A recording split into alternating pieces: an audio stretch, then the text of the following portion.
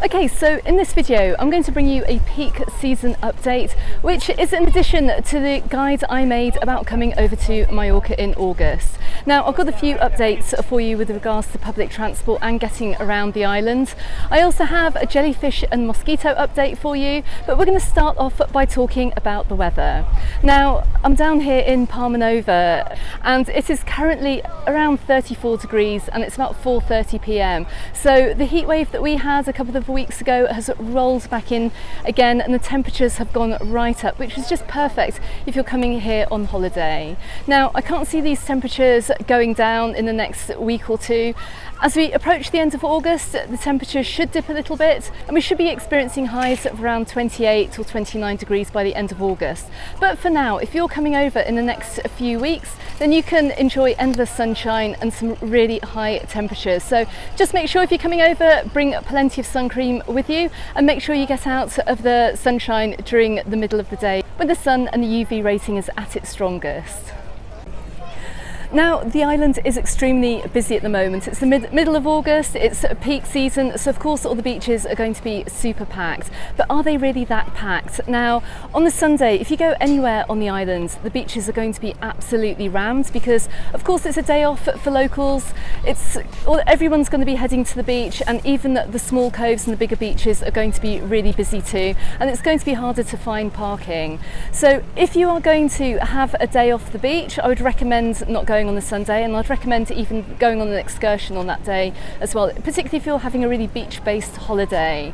But I'm down here in Palmanova, so we're going to just take a quick look here at the main beaches midweek. We're going to see exactly how busy they are, so you get an idea of the busyness over here in Mallorca this August.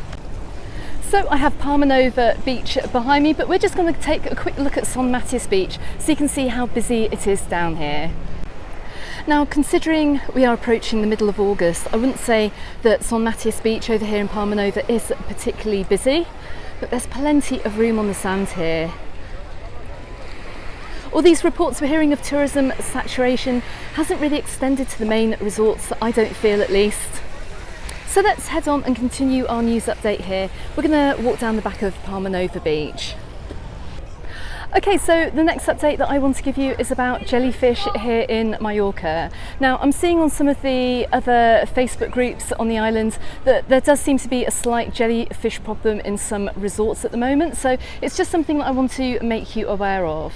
However, most recently though, and the most recent jellyfish update that I have had has been over in Calador, and we're talking about Cala Agos, Calau des Pau, and over on Cala Ferreira too. Now, there is an app that you can download from your app store. It's called Medusa app, and I'll put a link to that app in the description text below this video so you can get hold of that and you can see which sightings have been reported. Now, of course, it's not going to include all sightings because not everyone actually uses this app, but it will just give you an idea of where you're going to find some jellyfish. So also just keep an eye out for the jellyfish flag being flown off the beaches. If you do see that jellyfish flag, it doesn't mean to say that you can't actually go swimming. Please, particularly down in Calador, the water is so clear you should be able to see the jellyfish from where you're standing as well. So just a few jellyfish sightings isn't going to mean that you can't swim, but just keep your eyes out before you get into the water. Also, if you want to protect yourself against jellyfish too, then there is a Safe Swim jellyfish sun cream which you can get. It combines a factor 50 sunscreen with jellyfish repellent, and you can get that in the pharmacies over here. If you want to come prepared to the islands, then I have stocked some sun cream with jellyfish repellent in my Mallorca Under the Sun holiday shop, and I'll pop a link to that in the description text below the video too. Now, my final tip about jellyfishes here in Mallorca is actually the name for jellyfish in Spanish. The word to look out for, or the word to listen out for, is medusa. If you do hear any of the locals shouting medusas, then just move away from the area that you are in. And also, do not forget as well that I have a full article on my website on MallorcaUnderTheSun.com, so do go ahead and check that out, particularly with information about how to treat jellyfish stings as well if you're unlucky enough to get stung. If you are on a main tourist beach here or a main resort beach, if you do get stung, make sure you go and see the lifeguard who will carry some ointments and potions and help you get those stings out as well. But fingers crossed, it's quite unlikely that you are going to get stung. I have not been stung here in the whole 18 years that I've lived on the island, so it's not something to be massively worried about, but do just take care if you're coming over here on holiday. Okay, so we're just coming up towards Palmanova Beach here. We've got some fantastic views of Palmanova Beach. It is a little bit busier over here than over on Son Matias Beach. You can see just how many people are out here today. Now, you may remember a few weeks ago that I did make a video about the green seas over here in Palmanova. As you can see, well, from the looks of the sea today, the green has gone back to turquoise blue, which is absolutely fantastic to see. Now, it's not to say that the algae will not come back during the season, but hopefully the worst of it now is over. Okay, so another issue I am still being contacted about is the mosquitoes here in Mallorca. Now, just to give you a quick peak season update, I'm sorry to report that those mosquitoes are out and about all over the island. They're not being limited to just one area, unfortunately. So, if you leave your hotel window or your balcony door open, you are quite likely going to get mosquitoes coming into your room.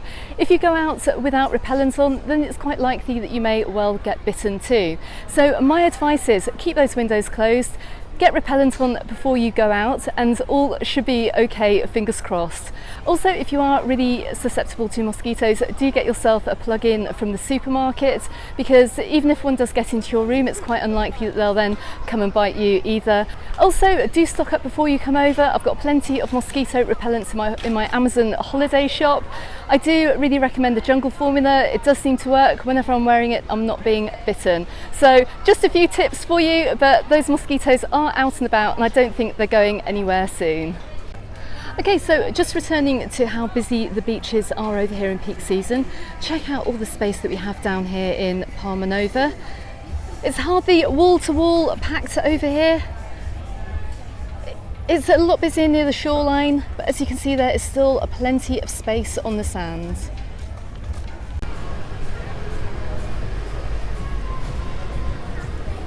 Okay, so I'm just coming down the back of Palmanova Beach here to give you a quick public transport update too. Now, of course, because it's peak season, because we have a lot of people on the island at the moment, the TIB and the EMT public buses are running very full. So do expect to find quite long queues as well. Extra buses have been laid on to try and clear these queues. But as you can see, when I came into Palmanova earlier on today, one bus did pass by me completely full, and it wasn't taking on any extra passengers. Saying that, 10 minutes later another bus did come by and pick up the rest of the passengers as well. Just be prepared though for possibly a long wait for these TIB buses. If you are shopping around the markets, then make sure you go and pick yourself up a handheld fan, because that might actually come in really useful if you're standing out in the heat and the sunshine for a bus. Also, I do have an update with regard to the taxis. We are finding as well, and I've heard reports that there's some very long taxi queues, particularly in the evenings around many of the resorts, with people trying to get back to their hotels. So you're going to have to be patient. So my advice with taxis is to try and pre-book wherever possible. If you know what time you're going to be leaving a resort in the evening, try and get your taxi pre-booked, but you are going to quite likely find a long wait in many of the resorts for taxis, and you can see that when I was down in Calidore just the other week as well. You can see the huge queues over at the taxi rank. Okay, so I also just want to give you a quick update about driving in Mallorca this summer if you do have a car hire booked. Now, if you are taking the Via Cintura, and that is the ring road which goes from the southwest and it goes around the back of Palma in the direction of the airport. If you're going on this main road in the afternoon, so from about 1 to 2 p.m. onwards, you can find this, it literally becomes standing traffic only. It's an absolute nightmare actually, and this is because that the speed limit on the Via Cintura changes from 120 kilometers an hour on the roads coming up from Palmanova up towards Cala Mayor. It changes from 120 down to 80 when you go through the Hanover Tunnel and you're driving around the back of Palma. Now, I think you need to know this if you're coming out exploring. If you're coming from Alcudia and you want to drive back, you're going to find this road to be almost like a car park, and it's been like that almost every single day this week. So just avoid at all costs, and if you are going to the airport as well from the southwest in the afternoon, just leave a little bit of extra time for your journey too.